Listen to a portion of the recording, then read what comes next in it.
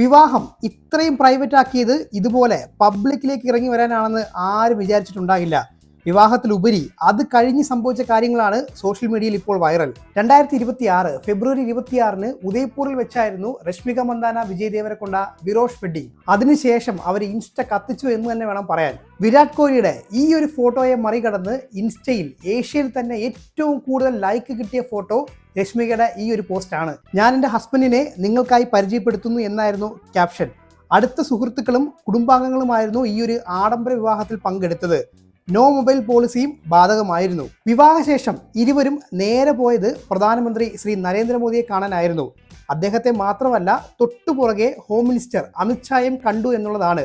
ഹൈദരാബാദിൽ വെച്ച് നടക്കുന്ന റിസപ്ഷന് നേരിട്ട് ക്ഷണിക്കാൻ വേണ്ടിയായിരുന്നു ഈ ഒരു കൂടിക്കാഴ്ച. സന്തോഷത്തിന്റെ ഭാഗമായി ഇന്ത്യയിലെ പല സിറ്റികളിലേക്കും വിരോഷ് സീഡ് ബോക്സ് ഡിസ്ട്രിബ്യൂട്ട് ചെയ്തു എന്നുള്ളതാണ്. നമ്മുടെ കേരളത്തിൽ അവർ തെരഞ്ഞെടുത്തത് കൊച്ചിയായിരുന്നു.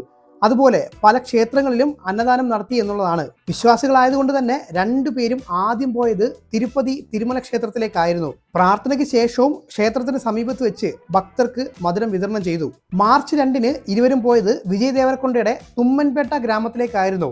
നാട്ടുകാരുടെ കൂടെ സന്തോഷം പങ്കെടുക്കുക മാത്രമല്ല, അവരുടെ ആചാരമനുസരിച്ചുള്ള സത്യനാരായണ വ്രതം പൂജയിലും ഗൃഹപ്രവേശ ചടങ്ങുകളിലും ഇരുവരും പങ്കെടുത്തു. ആയിരക്കണക്കിന് ഗ്രാമവാസികളും അവരോടൊപ്പം ഉണ്ടായിരുന്നു എന്നുള്ളതാണ്. ഈ ചടങ്ങുകൾക്ക് ശേഷം ഇരുവരും പങ്കെടുത്തത് ഹൈദരാബാദിൽ വെച്ച് നടത്തിയ ഫാൻ മീറ്റ് ആയിരുന്നു. ഇന്ത്യയിലെ തന്നെ ധാരാളം ആരാധകരുള്ള താരങ്ങളാണ് രശ്മികയും വിജയും. അതുകൊണ്ട് തന്നെ ആ ഒരു സന്തോഷം ഫാൻസിന്റെ കൂടെ പങ്കിടാനും താരങ്ങൾ മറന്നില്ല എന്നുള്ളതാണ്. മാർച്ച് 4-ന് ഹൈദരാബാദിലെ താജ് കൃഷ്ണ 5-സ്റ്റാർ ഹോട്ടലിൽ വെച്ചാണ് റിസപ്ഷൻ. വൈകിട്ട് 7 മണി മുതൽ തുടങ്ങുന്ന ഈ ഒരു ഇവന്റിലേക്ക് ഇൻവിറ്റേഷൻ കിട്ടിയവർക്ക് മാത്രമേ പ്രവേശനമുള്ളൂ.